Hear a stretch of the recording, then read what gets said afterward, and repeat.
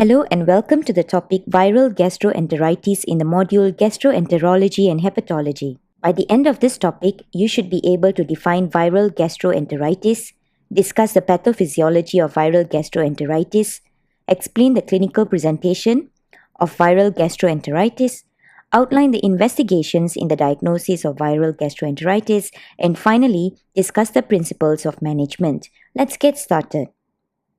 Gastroenteritis, also known as infectious diarrhea, is the inflammation of the gastrointestinal tract, which includes the stomach and the intestines. Viral gastroenteritis is an inflammation, swelling, and irritation of the inside lining of the gastrointestinal tract, and here a virus causes this illness. This condition is very common. In most cases, it lasts only a few days and doesn't require treatment. The biggest danger is dehydration from loss of fluid due to diarrhea and vomiting.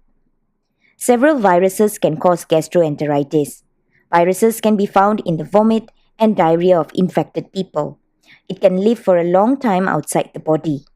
People who are infected can spread the virus to objects they touch, especially if they don't wash their hands after using the bathroom. Food workers with the infection can spread it to others through food and beverages. Sewage that gets into the water supply can also spread the illness. Although viral gastroenteritis is sometimes called stomach flu, the seasonal influenza virus does not cause it. Some of the common viruses that cause gastroenteritis include rotavirus. This virus most commonly infects infants aged 3 to 15 months. The illness lasts for about 3 to 7 days and is most common in fall and winter. Norovirus. This virus is the most common cause of adult infections and it's usually responsible for outbreaks on cruise ships.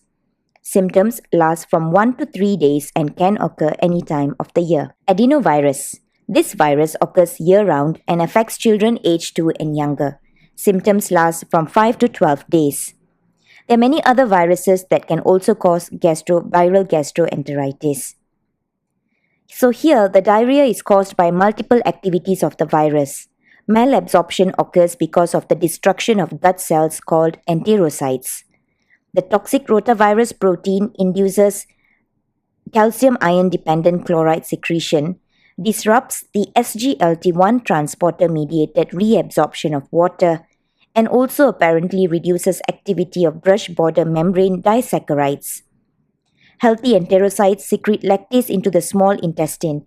Milk intolerance due to lactase deficiency is a symptom of rotavirus infection, and this can persist for even weeks. So symptoms of viral gastroenteritis usually begin about 1 to 2 days after the virus gets into the body.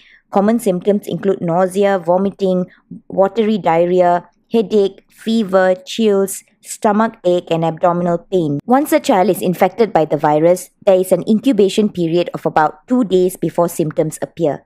Symptoms often start with vomiting, followed by 4 to 8 days of profuse diarrhea. Dehydration is more common in rotavirus infection than in most those caused by bacterial pathogens, and is the most common cause of death related to rotavirus infection.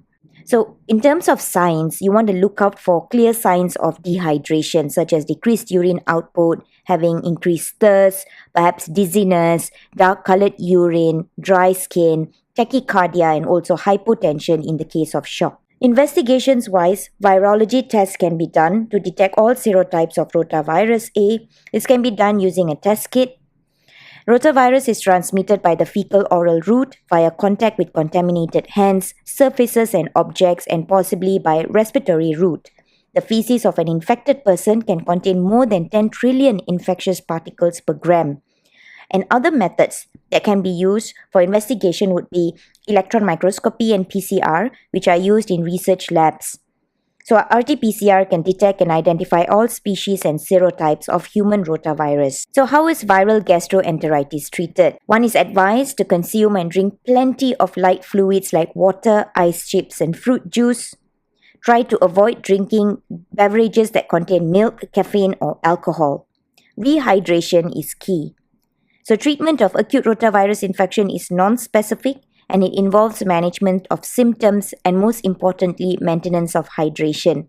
If untreated, one can die from the resulting severe dehydration.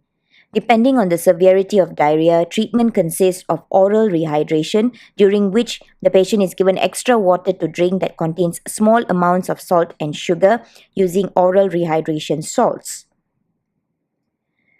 In cases where there's severe dehydration, intravenous drip or sometimes a nasogastric tube is required to replenish the fluid losses as well as to maintain ongoing requirement of the body.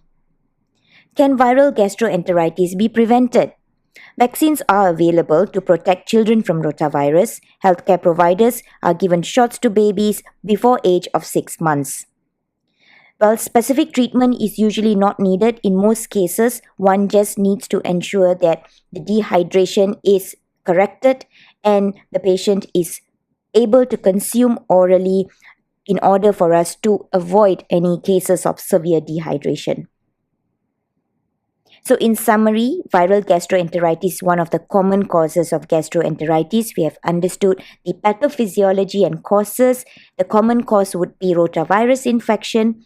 Clinical manifestations of viral gastroenteritis might be general as well as quite specific to the area that's affected.